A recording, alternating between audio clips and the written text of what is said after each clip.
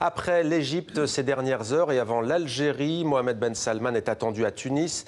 Une visite qui est loin de faire l'unanimité à Tunis. On en parle avec notre éditorialiste Slimane Zeguidour. Bonsoir Slimane. Bonsoir. Pourquoi au juste cette hostilité d'une partie, même d'une grande partie de l'opinion publique tunisienne à l'égard du prince héritier d'Arabie Saoudite? D'abord parce qu'il y a la liberté, enfin, d'exprimer l'état de l'opinion publique, ce qui n'était pas le cas à l'époque de Ben Ali. Ben Ali, d'ailleurs, qui a trouvé asile en Arabie Saoudite, où il réside toujours. Et c'est un des éléments du différent qu'il y a entre l'Arabie Saoudite et, disons, et la société civile tunisienne. Ça, c'est le premier point. D'autre part, les journalistes tunisiens, le syndicat national, a publié un communiqué disant que le MBS était malvenu de venir en Tunisie car il est contre la liberté d'expression. Mais il n'y a pas que les laïcs et les démocrates qui dénoncent cette visite, il y a aussi les islamistes, parce que les islamistes tunisiens sont rattachés aux frères musulmans.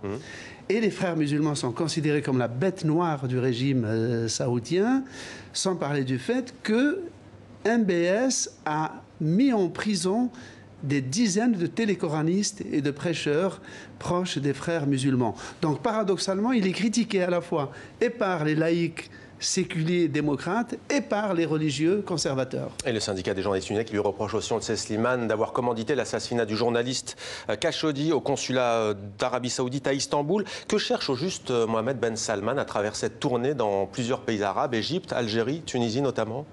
D'abord, mettre fin à une rumeur persistante qui disait qu'il était sur la sellette, qu'il était en porte-à-faux avec la famille royale, bref, et qu'il devait plus ou moins être remplacé. Donc là, en entamant des visites à l'extérieur, il montre qu'il continue son travail, qu'il n'est pas du tout menacé. Mais sur les 22 États qui composent la Ligue arabe, il a choisi 5 et pas n'importe lesquels.